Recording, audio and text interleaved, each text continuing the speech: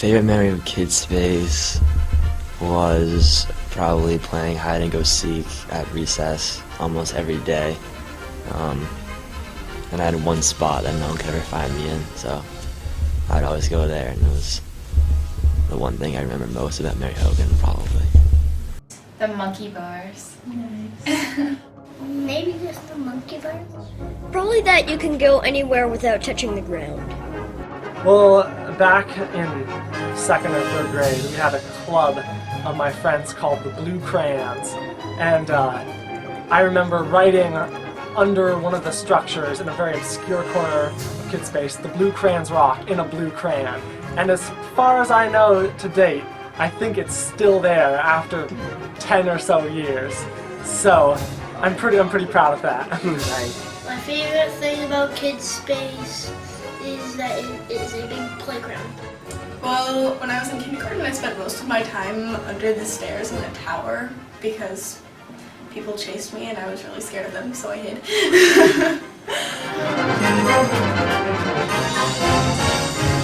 So the advantage about Kidspace is that it's the kids love the structure. There's a game that's played out there called Lava Monster. That's a chase and tag game, and most students many students will remember having played it, and it'll be a game that can be up to like 40 students or 50 students will be playing Lava Monster at a time, where there are 3 or 4 chasers, taggers, and then everyone else is in the game. And Kidspace offers lots of ways of moving around and through the structure on the wood parts of the structure, which is considered to be inbounds in the game. But because of all the possibilities that are out there, that's a definite advantage for the game.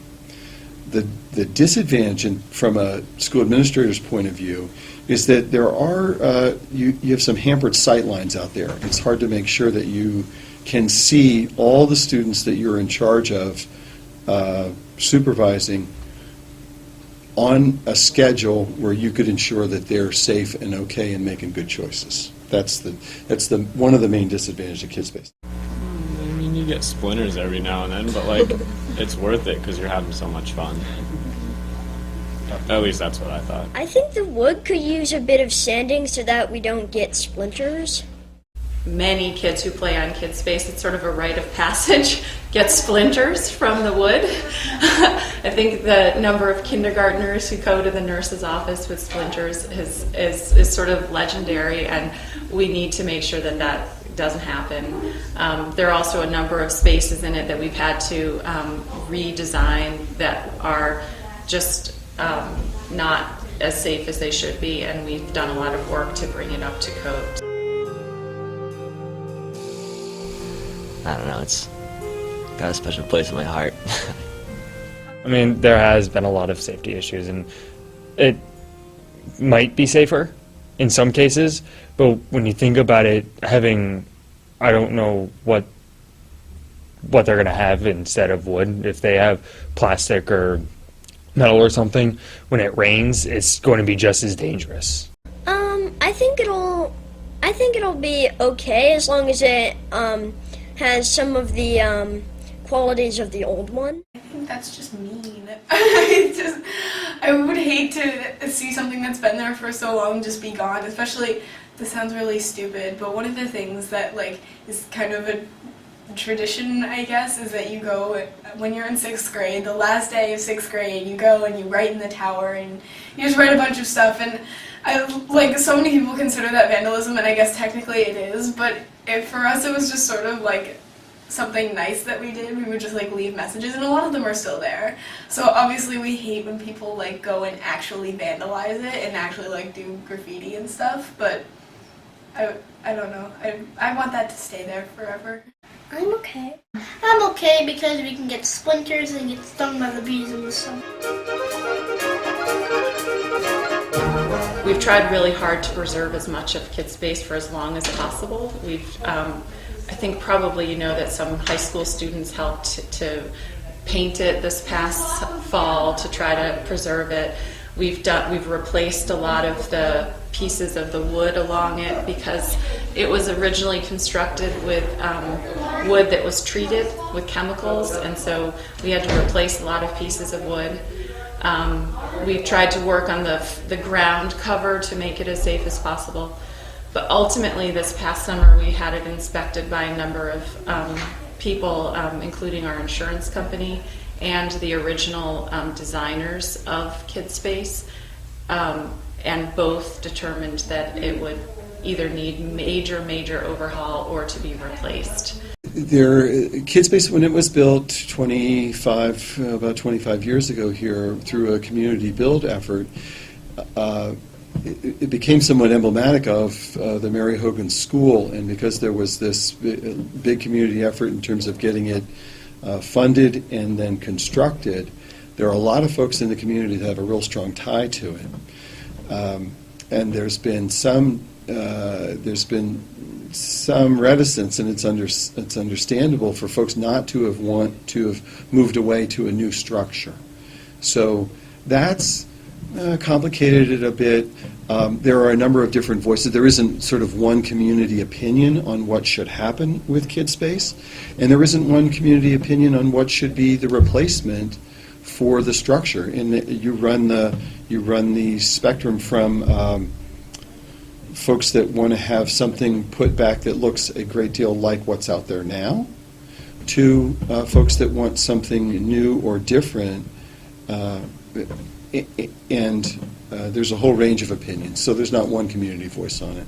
That's been a little bit of a challenge in terms of finding consensus around what the replacement should in fact be.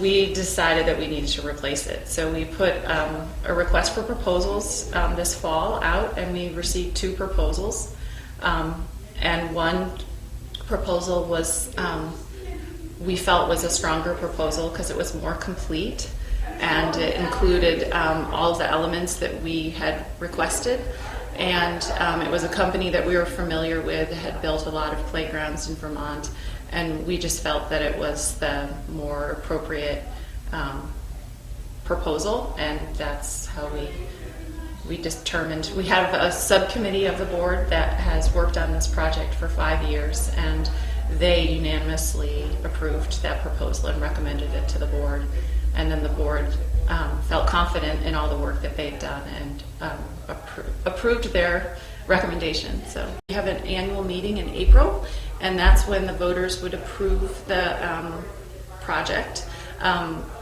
We are planning to fund the project with reserve funds. We have about $200,000 in reserve funds that we would use, which is basically our savings from our being good budget overseers over the last several years. We've been able to save money for the project because we knew it was coming up, something that we knew was happening. And then we also will have some donations and grants to sort of round out the budget. That would need to be approved in April by the voters of the town of Middlebury, and then we would have the project completed this summer. I look at that and I'm like, okay, good.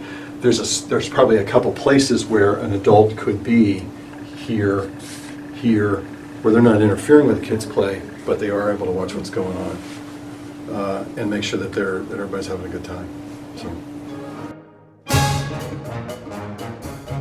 In the future, maybe more swings. I know there's always a competition for like the 3 swings that are there. A Pegasus. A Pegasus? Actually, a Unipeg. There are Pegasus. The Pegasus is with horns. Pokemon. What kind of Pokemon? Any kinds, because there are so many I can't count them. We're trying to make sure that any decision we make, because we're using public funds to construct the new structure, that we're going to be a good steward of the public's money and choose something that is safe and fun and will last for a long time and give kids a great play opportunity for years to come.